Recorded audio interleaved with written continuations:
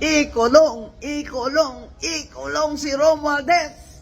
Ito naman si Bangag na tigre. Ilan ba kayo talaga yung nagsisilbi kay Rep. Saldico? Total ko parang nasa 90 plus eh. Marami na pong nakaladkad na mga pangalan tungkol po dito sa malasindikatong maanumalyang proyekto na puro mga multo na ghost projects under Marcos admin sa flood control na hinahanap po yung 1.2 trillion pesos. Talagang marami pong kasabwat dito kasi nga sindikato. Kagahapon, binulaga po ni Senador Marcolita ang taong bayan. Nagdala po siya ng witness. Ito po ay security detail ni Saldico. Na ito po rin ay pag-usapan natin ngayon. Pa-like po muna guys, pa-share, pa-subscribe at pakipindot ang inyong notification bell upang lagi po tayong updated sa ating mga video. Magandang tanghali po sa ating lahat. Hindi po na highlights kagahapon itong security details ni Saldico na umaabot ng 90 ka mga security. 90. Hindi man lang ho ito natanong kung ito ba ay mga private army ni Saldico. Ilan lang ba ang allowed sa kongresista na personal detail? Alam nyo ho, nakakatakot po ito. Talagang, sabi nga ho ni Senator Bato, parang isang platoon na ba yan ng Marines? Ganong kadami. At hindi po nila natanong kung ito ba'y private army. Kaya ito po, marapat na pag-usapan po natin. Kasi kahit sa mainstream media, hindi rin po ito na pag-usapan, hindi na highlights. Kasama rin po itong si Bersamin Lucas na di umano'y tumanggap ng kickbacks 15%. Talo kayo kay Saldico, 25% kay Saldico eh. Sino ba si Lucas Bersamin? Executive Secretary. Little President. Nako, bumubungad na. Bumubungad na sa pintuan ni Bongbong Marcos ang kababalaghan, ang kontrobersyang ito. Hindi na ho sila dito makakatakas pa kailanman. Tolfo Brothers, Dawit din po. Hindi rin po ito na-highlight sa mainstream media. Hindi rin po nila nababanggit itong dalawang Tolfo. Nakala mo'y matino. Nakala mo'y malinis ang mga budhi. Pero talagang walang usok na hindi sisingaw. Sisingaw at sisingaw ho talaga yan. Hindi rin mo yan napag-usapan. Kaya pag-usapan po natin dito sa Bisdak Pilipinas. At siyempre, yung ludi ng mga karamihang mga DDS pag bumira. Ma'am Rowena Guanzon, sumigaw na dapat na umanong ikulong itong si Martin Romualdez alias Tambaloslos Budlat ang Tiyan. Ito. Narito po, umpisahan agad natin mga kabisdak. Dumarami na ang nakakaladkad sa flood control scandal sa isa na namang pasabog sa Senado. Mga bagong pangalan ng lumutang sa pagsalang ni dating DPWH Undersecretary Roberto Bernardo. Ito ang agenda report ni Hannah T. Live mula sa Senado. Hannah, baka mayroon kaming hindi naabutan. Ano na ang mga naisiwalat pa sa pagdinig ng Blue Ribbon Committee ngayong araw? Mula rito sa Senado, pa House of Representatives, kanina naman umabot din sa palasyo itong mga pangalan at opisinang nabanggit ni dating DPWH Undersecretary Roberto Bernardo. Nadudumihan na ang Kongreso at palasyo. Kumanta na kasi si dating DPWH Undersecretary Roberto Bernardo at inamin ang pagkasangkot sa flood control scandal. Puso at puno ng pagsisisi na ako po ay humihingi ng kapatawaran sa Diyos, sa ating bansa at mga kababayan, gayon din sa aking pamilya mga kaibigan at sa lahat ng aking binigo. Nakagawa po ako ng pagkakamali at pinahintulutan ko po ang aking sarili na maging kasangkapan sa pagpapatupad ng isang masamang gawain. Pagdating sa Senado, dawit na si dating Senate President Cheese Escudero. Nakilala ni Bernardo si Maynard Ngu na huli ng project list sa Valenzuela at Marinduque. Ang total ay 800 million pesos at 160 million dito. Ilalaan daw para kay Escudero. Personal na dineliver ni Bernardo kay Ngu ang pera sa opisina nito sa Maynila. Si Ngu ang Special Envoy of the President to China for Trade, Investments and Tourism. Ito na si Ngo. Ngo. Ngo. Kutsa, dinawit talaga si si Cheese Escudero, pero kung dawit si Cheese Escudero, dawit din yung Palacio de Polvoron. Ayan na, special envoy to China, si Ngo. Hindi na pala si Michael Ma, hindi na si Ma, si Ngo, Ngo na. O, ito na tayo ngayon ha. Palasyo na po ito. Wala nang ligtas ang mga bubunistang, tanganistang, loyalista ni Ngagba. Bakit naglakas siya ng loob ng ganyan? Kasi nga, nasa palasyo, malapit kay Palaka, kaya ikaw ng kumanta ka. Ito yung pinakamagandang ipatawag din sa Senate Blue Ribbon Committee. Magsalita rin siya ng magkaalaman, gisahin ang gisahin, kasi malamang sa malamang, ang direksyon na ito, kay Lisa na ito, kay Ngiwiim na. Tuloy Ngo. Ayon sa isang 2023 report ng Philippine Center for Investigative Journalism, CEO si Ngu ng Cosmic Technologies Incorporated o mas kilala bilang Cherry Mobile na nag-contribute din ng 30 million sa senatorial campaign ni Escudero. Mula January 2021 hanggang March 2023, nanalo ang kumpanya ni Ngu ng higit 1 billion peso worth of contracts sa mga LGU pati sa DepEd.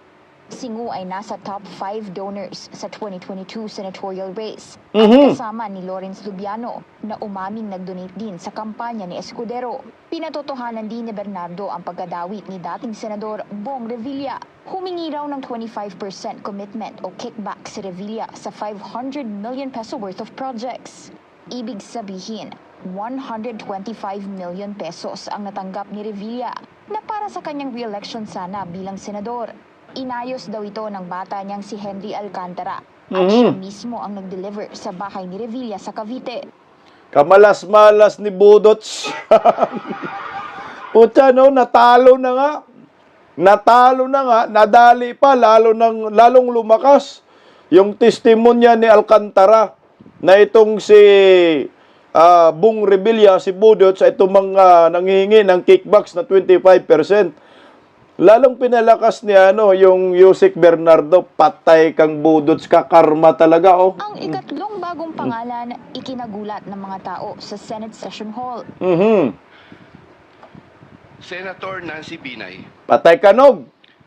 Sometime in the year 2024, Carlin Villa, a staff of trusted confidant of Senator Binay, called me and asked for a commitment which was set at 15% of the total amount of the projects indicated in the list here to attach as annexed.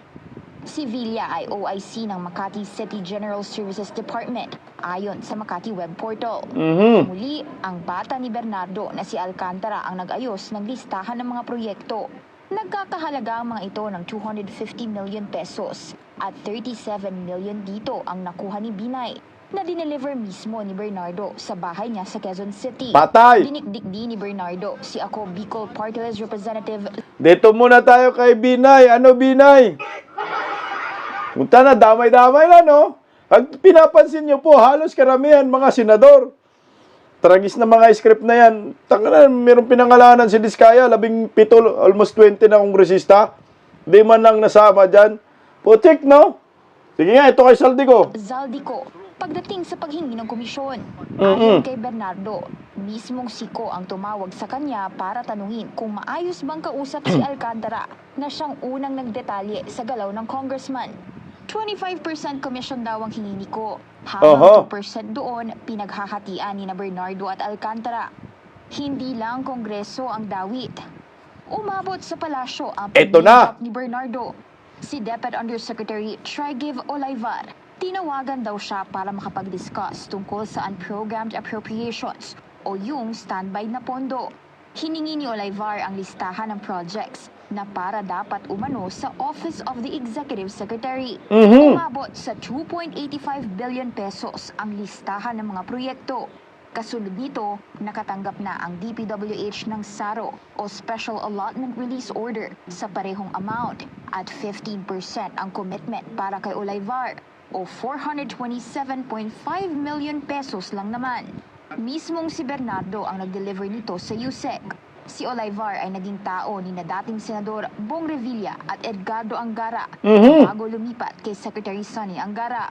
Given the complexities of the transactions and personalities involved, I humbly reserve the right to submit a supplementary affidavit if warranted in the premises. I attest to the truth of the foregoing statements based on my personal knowledge and authentic records. Sabi ni Olivar, handa siyang mag-leave of absence at makipagtulungan sa investigasyon. Okay, so dalawa po na taga Palacio de Polvoron ang sabit dito. Ay hindi bala tatlo kasama si Bersamin. Yung isa, special envoy to China, no, na itong sandamakbak din yung hinihingi. Ito naman si Olivar, 15% kay para daw ihatid sa Executive Secretary Bersamin. Potsa, ito nga yung sinabi ko sa inyo eh. Lahat na nangyayaring korupsyon sa bansang ito, hindi po yan mangyayari kung walang basbas dyan sa pinakamataas. Ngayon sabihin po ninyo, hindi korap si Bangag. Potsa, wala na, tinitolerate niya lahat itong korupsyon kasi nga nakinabang sila. Sino-sino ang nakikinabang dyan, Bersamin, Lucas? Dahil hinahatid mismo daw eh. Doon kay Olivar. Sino ang nagparty-party niyan? Dito tayo ngayon, ginagago na tayo talaga ng mga hayop na ito eh. Kaya dapat bumaba na sa pwesto itong si Bongbong Marcos. Wala nang ibang paraan, mga kabisdak, na matigil ang korupsyon ito ay kundi bumaba itong si Bongbong Marcos dahil hinayaan lang niya ang mga kurakot sa gobyerno na hindi pwedeng ganyan. Kailangan magalit ka. Paano ka nga magalit? Eh ikaw mismo dyan, tinutumbo ka at sabit ka. Ito tinanggi ni Lucas Bersamin eh. Corina, itinanggi ni Executive Secretary Lucas Bersamin ang mga paratang ni dating DPWH USEC Roberto Bernardo na may agreed 15% commitment umano na para sa kanyang opisina. At in the first place naman daw, walang involvement ang OES o Office of the Executive Secretary sa budgetary allocations ng DPWH at wala rin daw anumang dealings ang kanyang opisina kina dating USEC Bernardo at DepEd Undersecretary Trigiv Olivar. At sabi ni Bersamin, untarnished ang kanyang record bilang long-serving public servant. At kapapasok lang din na pahayag o report, no, Corina, nag-react na rin itong si dating Speaker Martin Romualdez tungkol doon sa naging aligasyon kanina sa hearing kung saan di umano bukod kay Congressman Zaldico, siya rin ay tumanggap ng limpak-limpak na pera. At ayon sa kanyang statement, sinabi niya na baseless itong akusasyon dahil merong lumitaw na isang surprise resource person o witness na di umano'y nagde-deliver ng pera sa bahay ni Ko at sa bahay din ni Romualdez. Sabi ni Senator Rodante Marcoleta, buong loob, kusang loob na nagsalita itong nasabing resource person sa kanya. Kaya naman lumitaw ito kanina sa hearing. At sabi ni Romualdez, the most telling flaw is the witness's claim that deliveries made to his house in McKinley beginning December 2024 dahil imposible daw dahil nung panahon na yon ay under renovation ang kanyang bahay at unoccupied by construction workers. Lol, mga sinungaling, mga kawatan, sanay kayo magsinungaling. Bakit ba pag nakarenovate yung bahay mo, hindi ba mapuntahan, luslos? Lalo na pag bilyunis na pira hinatid mo, ulol!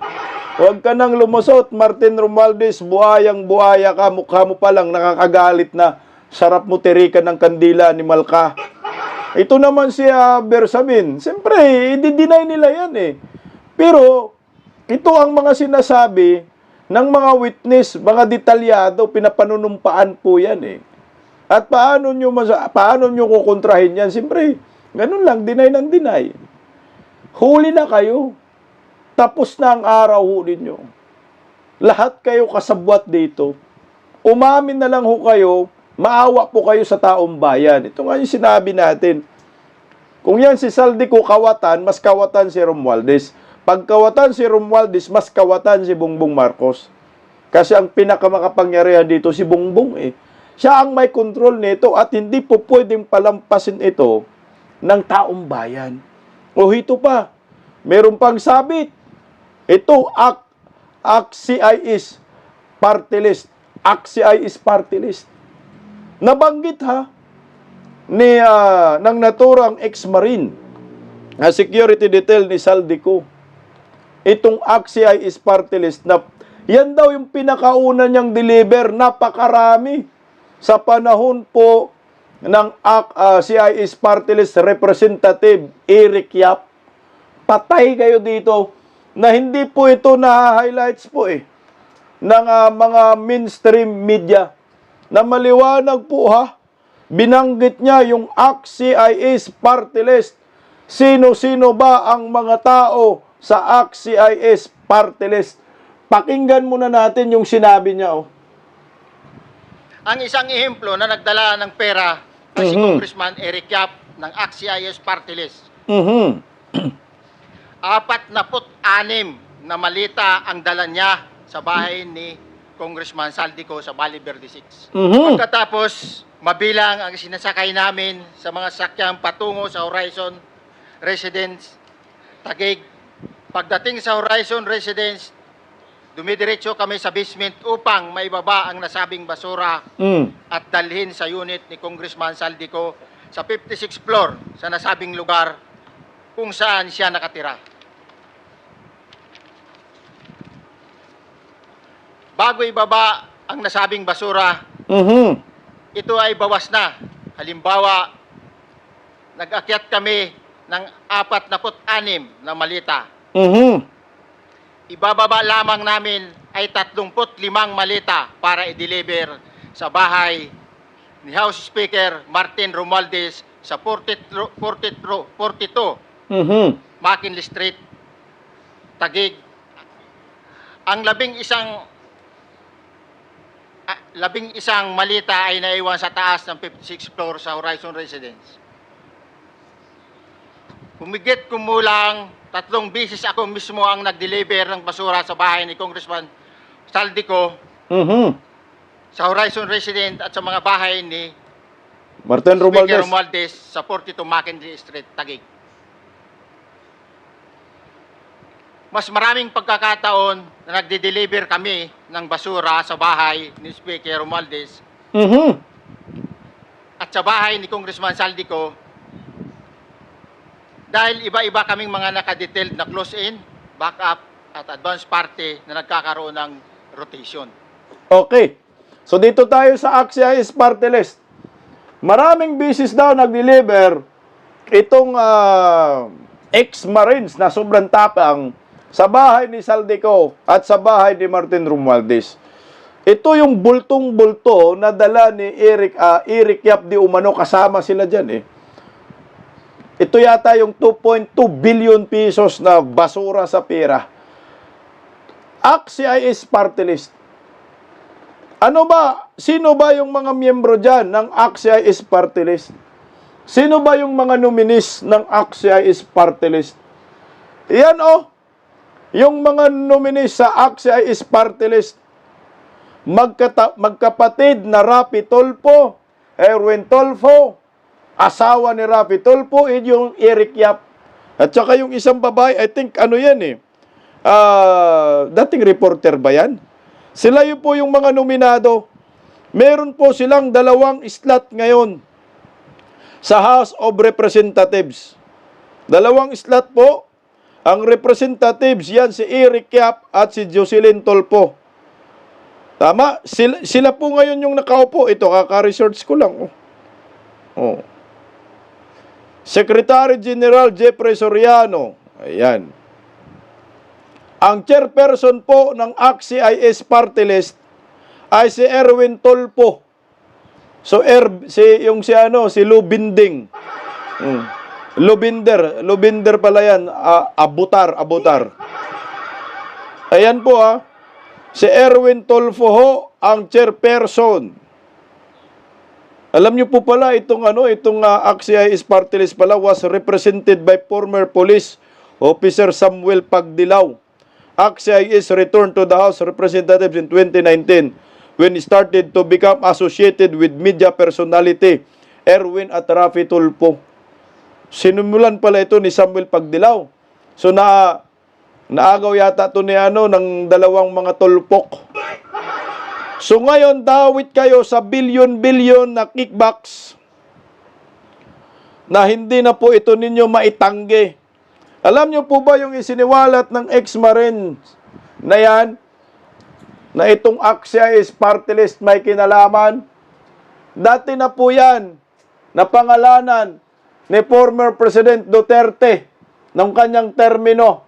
Pakinggan niyo po. Congressman Eric Yap, ACT-CIS Party List, Legislative Caretaker of Benguet, alleged rigging of bid through his agent, exerting influence in choosing his district engineer to be able to control the awarding of projects in the district assigned. Intervene in the investigation against si Ricardo. Lumabas na naman ang pangalan. Si babae ito, Ricardo, by calling up Commissioner Greco and requesting him to drop the case against District Engineer Ricardo.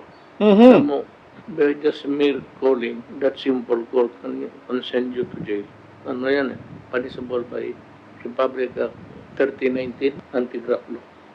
Nabanggit yan sa panahon ni Tatay Digong na itong si Eric Yap ng ACT-CIS Party List nakikialam sa mga kontrata sa DPWH na ngayon nabdawit na talaga ang ACT-CIS Party List. O ito mga Tulpok Brothers, ano kayo ngayon? At meron pang isa na nadawit, naikanta rin, na pwedeng maikunik dito sa Tulfo Brothers ang mga kickbacks na ito. Nabanggit naman. O ito, nung nakaraang hearing pa. Pakinggan nyo po.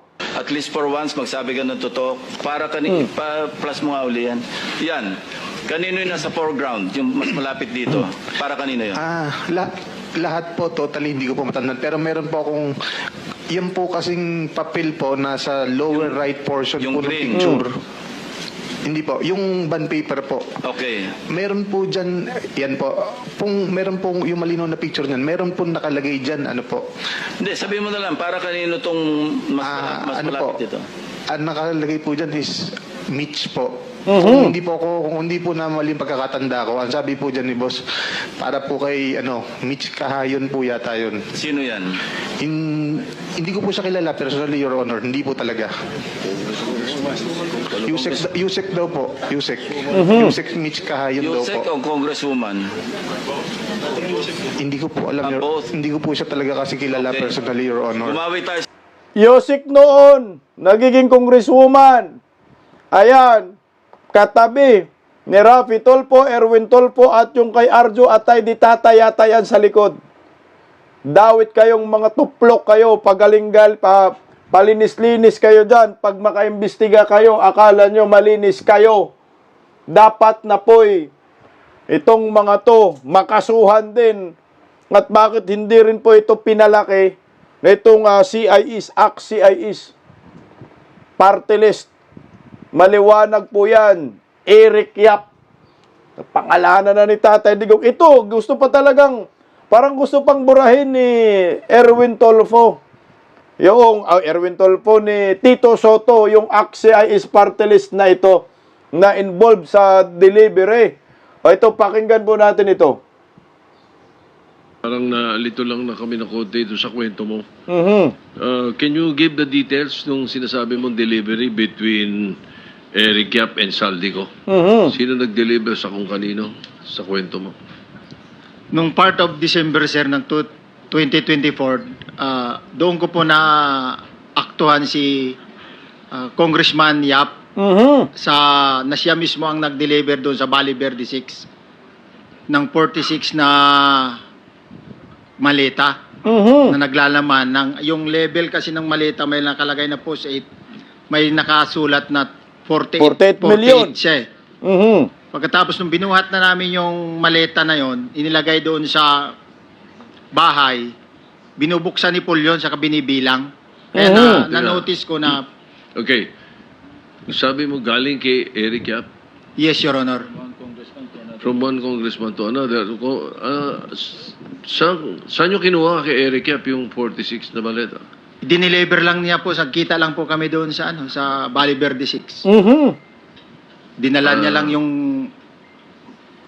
mga maleta na yun doon sa Valle Verde 6. Kay Martin. Tapos kayo ang nag-deliver sa... Nung inilipat po namin sa sakyan, dinala na namin sa Horizon yung mga maleta na yun. Yun yung 46 na sinasabi mo. Yes, Your Honor. Okay, thank you. Putya, pinaglaruan ng taong bayan, no? ACT-CIS party list.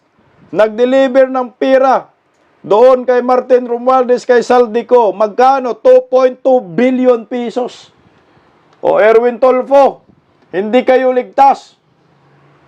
Dapat imbestigahan ho ninyo kung hindi kayo kasabwat dito kay kung Eric Yap ng ACT-CIS party list. Putya, imbestigahan nyo yung taong iyan, iharap nyo. Kasi kasamahan nyo ho yan, patahimik-tahimik kayo, kasabwat kayo rin pala. Tandaan po ninyo, yung magkapatid na Tolfo, ACT-CIS party list po yan. Sila po yung mga utak na yan, kasama yung anak nila dyan, kasama pa yung asawa nila dyan sa ACT-CIS party list. Mantakin mo yon, 2.2 billion mga Tolfo brothers. Ipaliwanag nyo po ito. Kanino to? Saan to galing? O, siyempre, sa kaban ng bayan galing yan eh. Hindi naman mga pera ho ninyo yan. Kasi hindi naman natin pwedeng ilayo talaga itong issue sa flood control. Si Martin Romualdez, no? At itong si Erwin Tolfo, sanggang dikit talaga yan. Maalala po ninyo na itong si Martin Romualdez, ginagawa niyang alalay itong si Erwin Tolfo nung naging kongresista pa ho ito. At itong si Erwin Tolfo ay parang lumalabas na tagapagsalita ho ni Bongbong Marcos yung nakaraang eleksyon. Siya yung sumasagot lahat ng katanungan itong si Erwin Tolfo. Na ang resulta hayan, ginawa pa nga hong DSWD Secretary si Erwin Tolfo. Na hindi po nagiging sekretary dahil questionable ang pagkatao, citizenship ng buang na ito. At ito po ay Amerikano, si Erich Sylvester. Erich Sylvester ba yun? Erich, basta si Erich. Ganyang katindi ho ang papel ng mga Tolfo sa gobyernong Marcos. Lalo na po ngayon sa nangyayaring flood control projects na puro kabulastugan, pangungurakot. Nag-imbestiga kayo dyan. Kayo dapat pala ang imbestigahan at hindi ho po pwedeng makaligtas itong Tolfo brothers dahil nakaladkad na po ang ACT-CIS party list na di umano itong si Eric Yap ay nag-deliver ng napakaraming pira kay Martin Romualdez. Tinanggap ho nila 2.2 billion pesos ayon sa naturang security detail ni Saldico. Paano na yan? Hindi ho po pwedeng pabungol-bungol tayo dito. Imposible po magdadala ka lang ng pira yan na 2.2 billion pesos kay Martin Romualdez Saldico na wala kayong hati dyan, wala kayong kickback. Magkano ba ang napira ng ACT-CIS party list na ang chairman nito ay si Erwin Tolfo na naging senador na ngayon? Kasama itong si Rafi Tolfo, kasama ang kanilang pamilya. Na dapat po ito managot kayo sa bayan. Yung kredibilidad ninyo diyan sa Senado, na akala po ninyo ay kayo ay malinis, tabla pala na mga marurumi ang inyong mga budhi. Tabla rin pala na dumidikit kayo sa mga demonyo. Hindi na po ninyo ito matatakasan pa. Ang problema lang, hindi ho talaga nila kinakaladkad, hindi kinakaladkad ng mainstream media itong mga Tulfo sa ACT-CIS party list ngayon na controversial na si Eric Yap. Ang totoo yan, sila po ay magkapartido sa ACT-CIS party list. Kaya bang ipatawag ni Senator Panfilo Lacson itong ACT-CIS party list na si Eric Yap? Baka sasabihin na naman niya merong parliamentary courtesy. So walang maaasahan na naman ang taong bayan para matumbok ang totoong may kasalanan ang mga sindikato sa korupsyong ito. Hindi ho po pwedeng ganun-ganun na lamang. Kailangan po lumabas ang katotohanan, pera natin yan. Pera ho ng taong bayan yan. Kagaya po itong si Saldico, na merong 90 security details. Saan po nanggagaling ang pirang ito? Hindi man lang ho ito natanong diyan sa Senate Blue Ribbon Committee. Hindi ba ho ito private armies ni Saldico na bakit nagkaroon siya ng ganitong karaming security? Talo pa niya ang presidente, talo pa niya ang vice-presidente. Ganun katindi nitong si Saldico na dapat hindi po ito patawarin ng taong bayan. O ito, pakinggan natin yung ikinanta ng naturang ex-marine. Ito po. Bakit kasi yung na-highlight mo yung 48 lang? Sabi mo naman, halos 3 beses sa isang linggo, meron delivery. Bakit yung lamang delivery alleged delivery ni Rep Yap ang parang yun ang natandaan mo? Yung po, Your Honor, yung kauna-unahan na nung mag-duty ako sa basura, yun ang kauna-unahan talaga na naaktuhan ko talaga. Ibig sabihin, unang duty ko, yun talaga yung bumungad sa akin, Your Honor. Pero marami kayo, Patay kang bata ka. Kauna-unang duty pa nung naturang tao na ito, para pa kay Tambaloslo Saldico at itong si Eric Yap pa. ACT-CIS party list ang involved dito. Backup, kung may advance party ka mo, ilan ba kayong, sabi mo galing ka sa Marines, ilan ba kayo talaga yung nagsisilbi kay Rep Saldico? Total ko parang nasa 90 plus Mantakin mo yan. So, kung 90 plus, meron ka bang natatandaan ng mga kasama mo? Mabilis lang, para makita natin na talagang nagsasabi ka na totoo. Sino-sino yung kakilala mo sa Marines? Sa Marines, mayroon. Mga sila, Jobit Bunagan. Sige. Mark Bunagan. Alan Colisio. Maliban sa Marines, meron di bang ibang serbisyo? Halimbawa, police meron? Mayroon pulis sa 6 na galing sa PSPG. Kung sakasakali, meron nakakarinig sa mga kasama mo at sasabihin nila, mali naman ang sinasabi mo, tumarap sila rito. Kaya mo ba silang harapin? Yes, sir. Salamat po, Mr. Chair.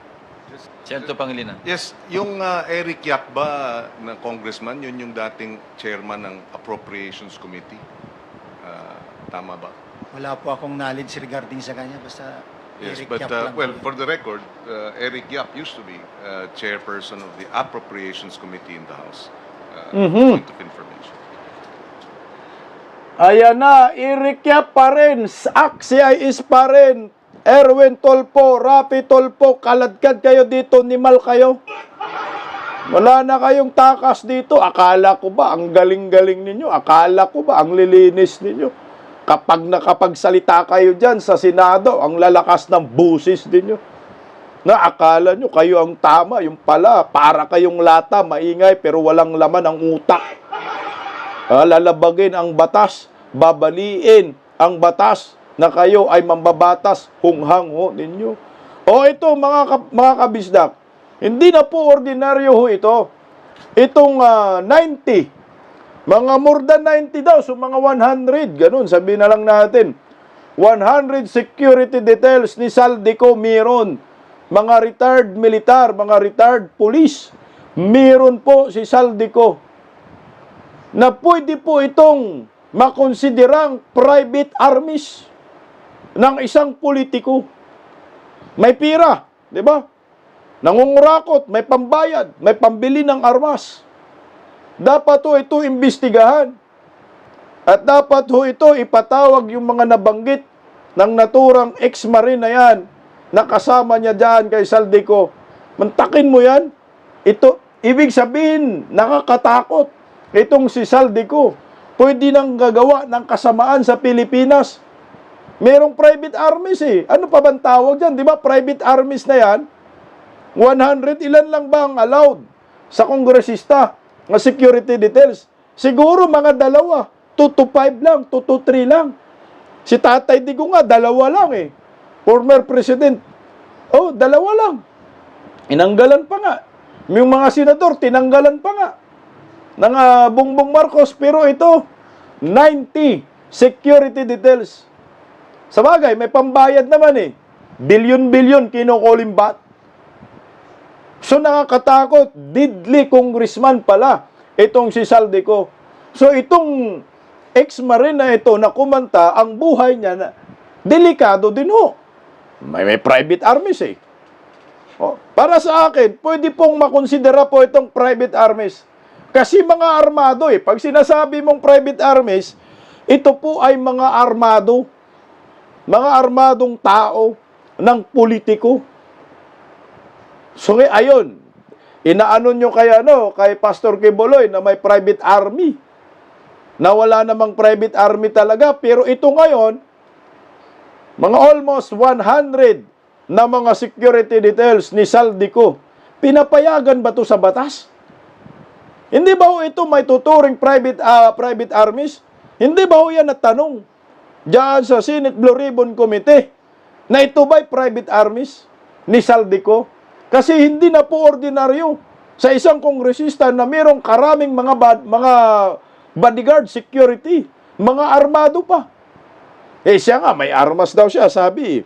Kaya natanong nga siya ni Senator Bato, hindi ka ba natatakot sa ginagawa mong mga revelasyon na mismong si Martin Romualdez at si Saldico ang pinatamaan mo dito? O narito, ang sabi niya, matapang din siya. Matapang rin itong taong ito. Pakinggan natin, oh. Ika lang. Ito. Matanong ko lang si Orly, may baril ka ba? Yes, Your Honor, may service firearms po ako. Meron ka? Yes, Your Honor. May permit to carry yan? Yes, Your Honor. Very good. So you can defend yourself pag merong interesado sa buhay mo? Yes, Your Honor, at hindi ko na kailangan yung witness protection, Your Honor. Kaya ko sarili ko. Yan ang Marines.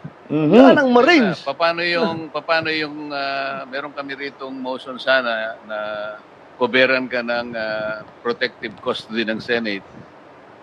Baka makatulong sa'yo. Okay lang ba o ayaw mo rin yun? Ayaw ko rin, Your Honor, at ayaw ko nang maka-istorbo pa ng iba, Your Honor. Marines! Talagang kaya mo Utayan niya nung sarili mo. kasabwat. Yes, Your Honor. At may mga tropa naman ako na kayang dumipisa sa akin, Your Honor. Alam mo, Mr. Chair,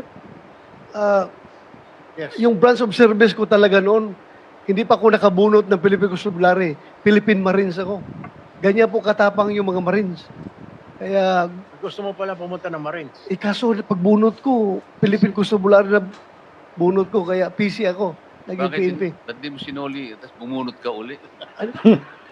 Sabi nila, yan ang kapalaran mo, huwag mong baguhin. So anyway, Mr. Orly Gutesa, ayaw mo magpa sa ilalim sa USA protective custody? Yes, Your Honor. Kaya mo rin sarili ko, Your Honor. Mr. Chairman, go ahead. Ayan, oh, nagtatanong yung kasabwat. Nagtatanong, patay mali siyang buwang, no? Putya, no? Hindi ba natanong ninyo itong si Erwin Tulfo, Senator Bato?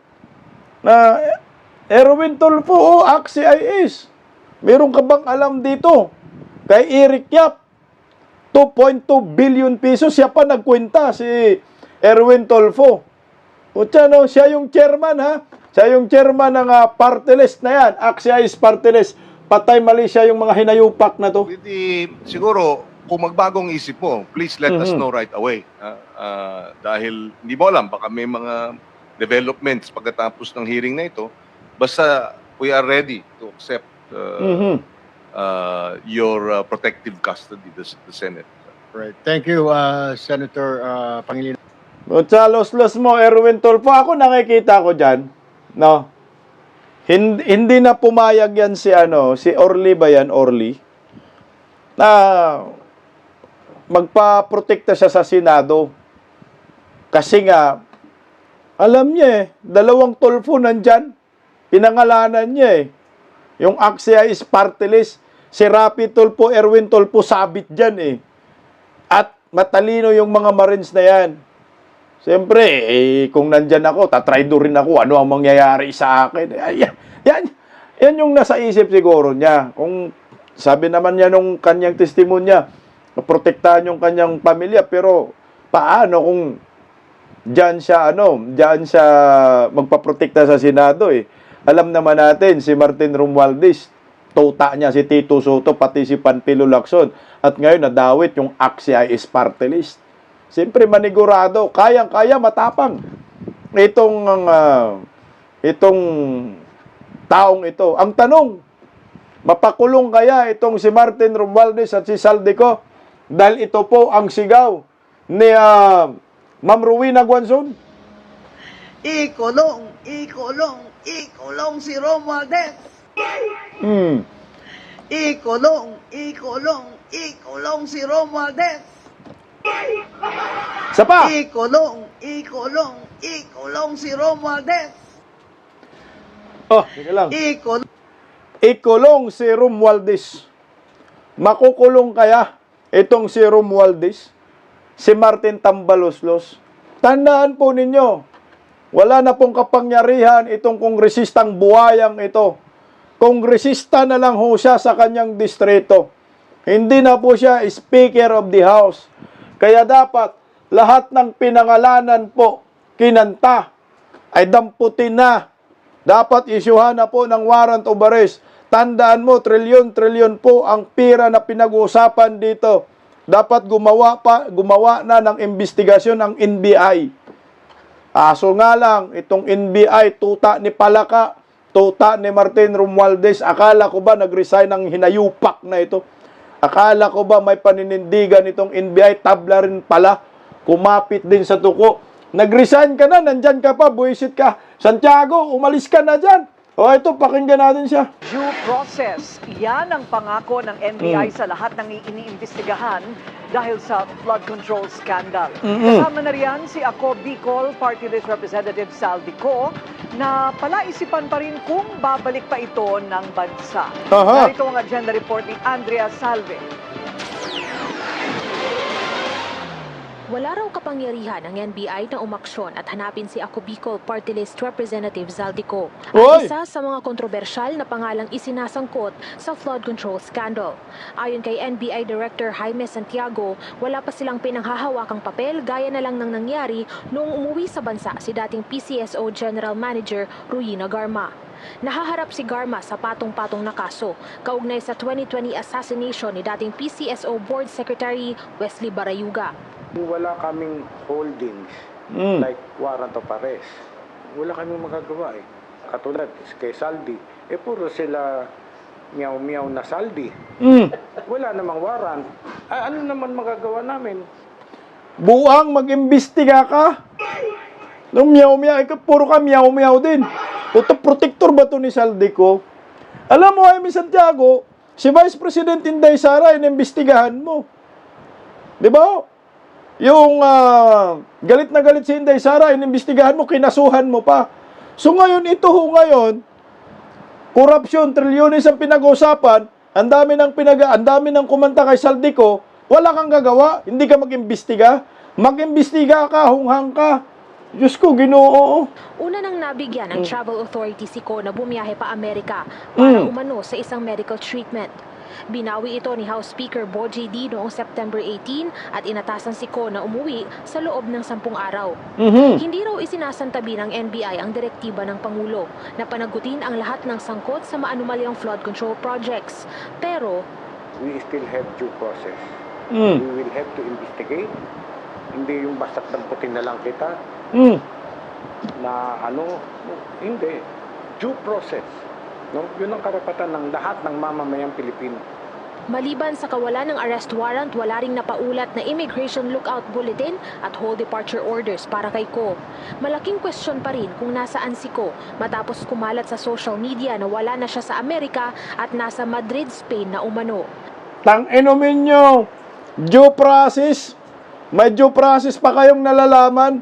Binigyan pa ninyo si former President Inday Sara ng due process. Wala.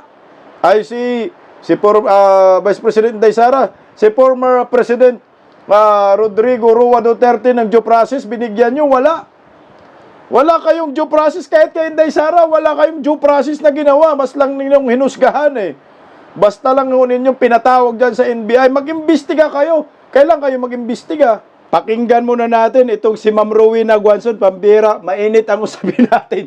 O ito, pakinggan natin si Ma'am Rowena Guanzon sa kanyang bangag na tigre.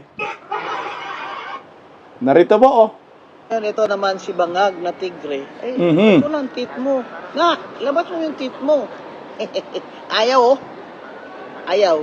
Hiya siya. Bangag na tigre! Bangag na tigre! Bangag mo lang. Bangag na bangag. May kasama pang ngiwi. Ito po yung nangyayari, Ma'am Rowena Guanzon, sa bansang ito. Dahil bangag na tigre ang namumuno sa ating bansa, ang resulta, puro korupsyon, pangungurakot. Ngayon, lakas ng ulan, baha na naman. Perwisyo na naman ang tambayan. Kaya ikaw, Bongbong Marcos, bangag ka, kung mahiya ka, may delikadisa ka, mag-resign ka na, wala kang kwentang Pangulo. Senate tayo. Ha? Mhm. Senate? Ano yung nangyayari dyan sa Senate? Di na ako pumunta eh, kasi parang Nawala ng gana. naiba na. Correct. Parang naiba na yung direction. Parang Lumabo, pumangit. hero pa si Alcantara at si Bryce. Mhm. Bakit ganun? Yung pang nagpasimuno sa pagnanakaw, Mhm. kasabwat ang mga congressman at siyempre compel ng mga kontraktor na magbigay ng mga porsyento nila, sila pa hero ngayon. Parang may mali.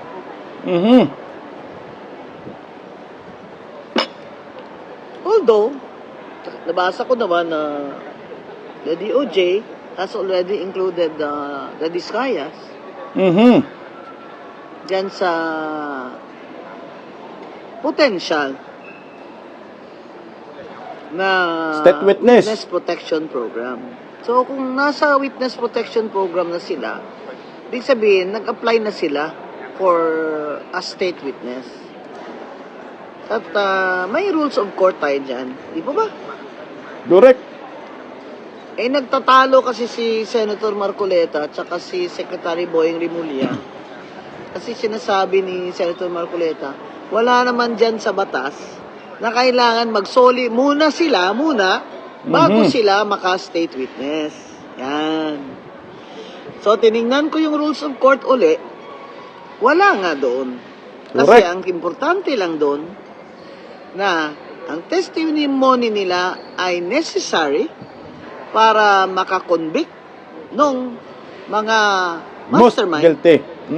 at hindi sila ang most guilty. Ay, excuse me, pasensya na lang kay Senator Soto ha. Kasi yung sinabi niyang hindi naman sila ang least guilty. Mali, hindi po yun ang batas, Senator Soto. Ang batas po, na hindi naman kinoment ni Senator Alan Peter, who is a lawyer, is nasa rules of court na yung magsi-state witness is not the most guilty. Correct. Yan. No. So kung most guilty po si Romualdez, for example, pwede pong si Saldico ay mag-state witness. Kasi Ayan. hindi siya ang most guilty. Diba? Pero kung si Saldico lang ang ihabla, at wala si Romualdez, Eh di si Saldico na ang most Guilty. guilty. Di ba? Di ba? Ano, ako nag-oo nga itong bangag kong tigre. Oo daw, oo.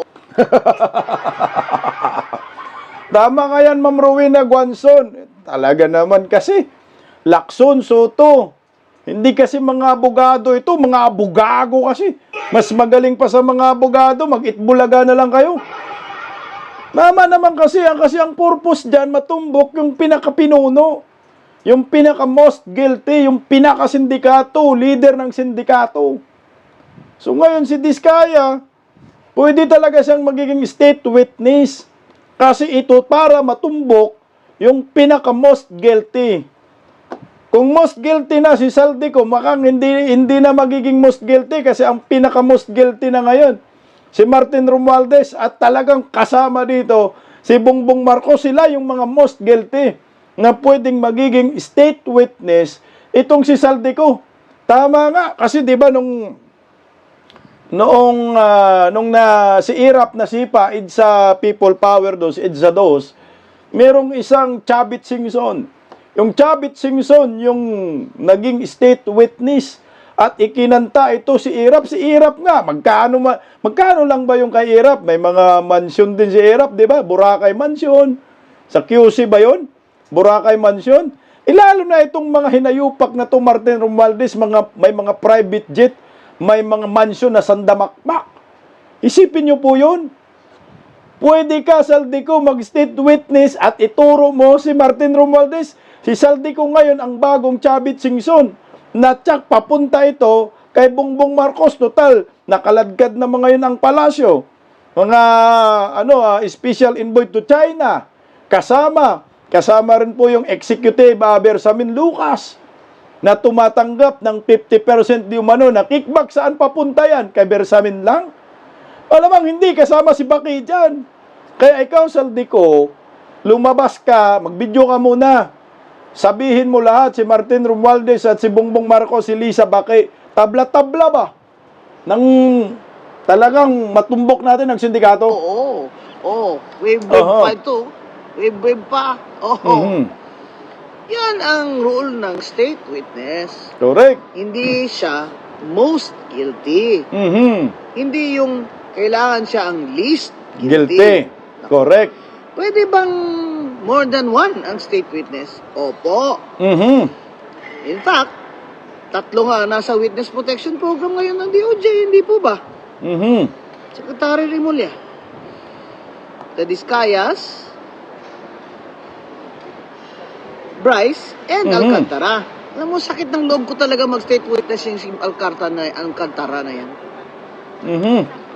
Alam mo, Alcantara, sakit sa loob ko yung mag-state witness ka, ha? Pero kung talaga maituturo mo kung sino mastermind, okay na lang. Okay na rin. Visit ako sa'yo. Mga suot mo, hindi naman bagay yan sa government na empleyado lang. Yung suot mo ay pang bilyonaryo. Ayaw ko talaga yung suot nakaw. Nakapatik siya. Nakapatik Philip. Naka Louis Vuitton na t-shirt. Sa patong rubber shoes niya na 35,000. Kita mo yun, Ngag? Ha? Oo, 35,000. Kita mo yung ngag. Sabi po, ngag bangag. ang inumin. Alam mo, tama dito si Ma'am Rowena Guanzon, no? Nung una kasi, maganda yung tinatakbo ng Senate Blue Ribbon Committee. Pero nung pumasok na itong si Lacson at Soto, wala na, hausyaw na. Pagtatakip ng totoong may kasalanan. So ngayon, nalilihis.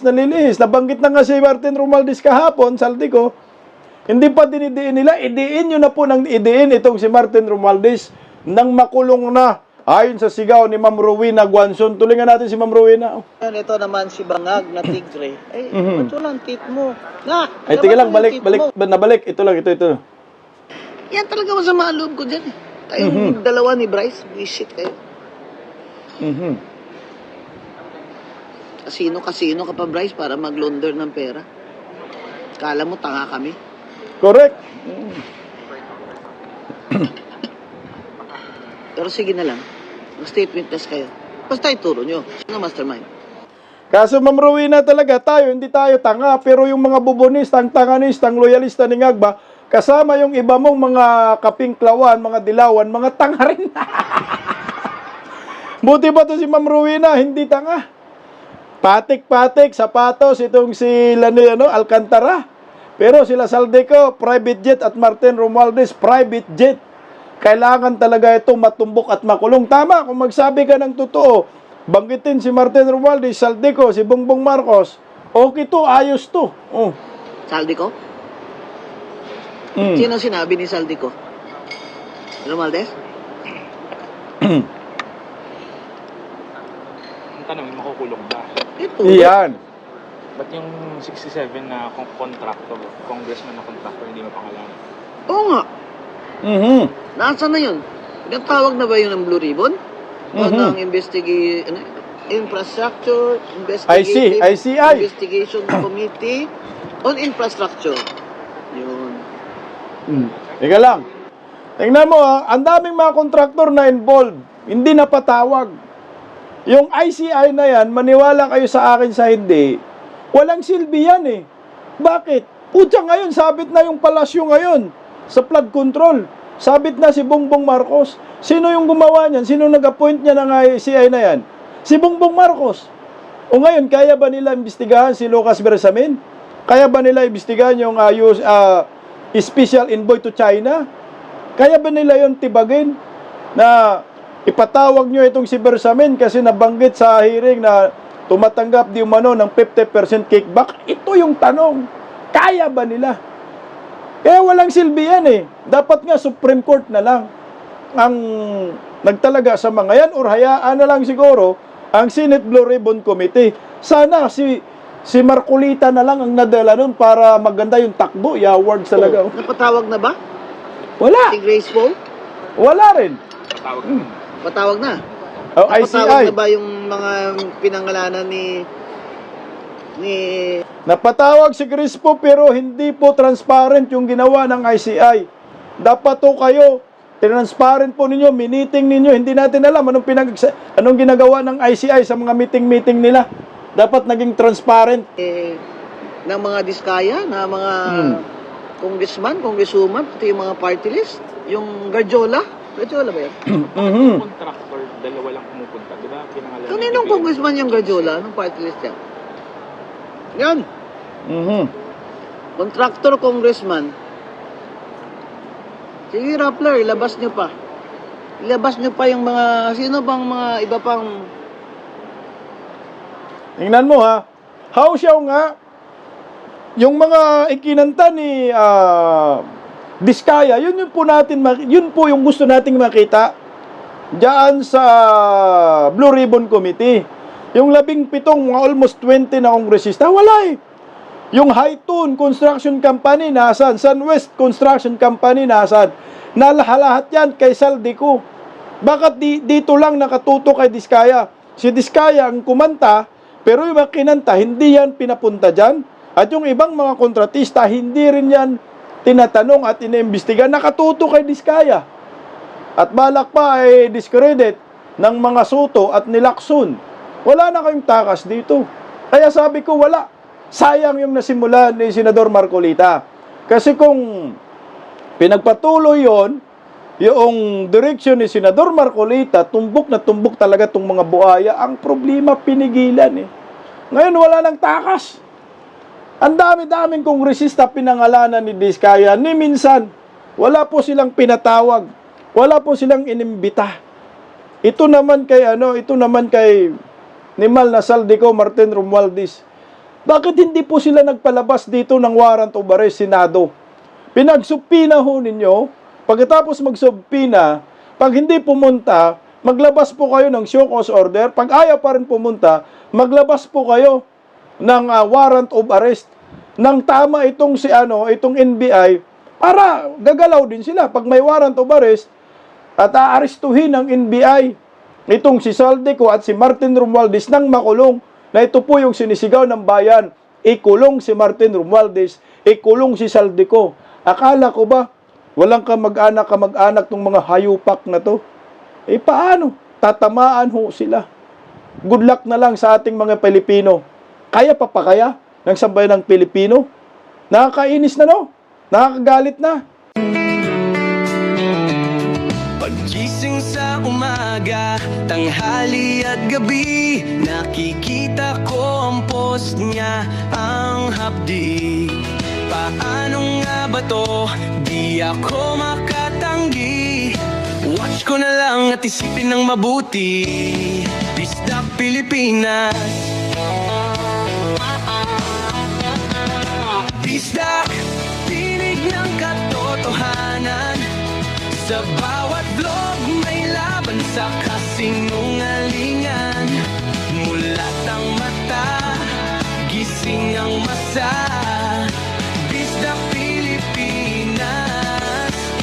Para sa bayan, gumigising sa diwa. Sa likod ng kamera, tapang ang dala, walang sinasanto kung mali ang gawa. Hinay-hinay, pero palaban. Boses ng tao sa digital na labanan. Bisdak, tinig ng katotohanan. Sa bawat vlog may laban sa kasinungalingan. Mulat ang mata, gising ang masa. Bisdak Pilipinas, para sa bayan, gumigising sa diwa.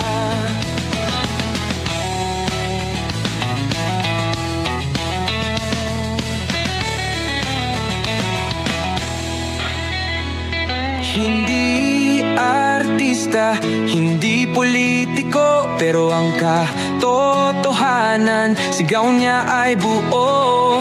Sa YouTube o Facebook man siya makita, may aral ka pa rin, may uri sa bawat salita. Bisdak, gising sa katotohanan, di lang kwento, kundi panawagan. Sa bawat Pilipinong naghahanap ng liwanag. Bisdak Pilipinas, kasama sa pagbangon ng bayan. Bisdak Pilipinas, boses ng masa, gising ang diwa. Sa vlog mo, may pag-asa.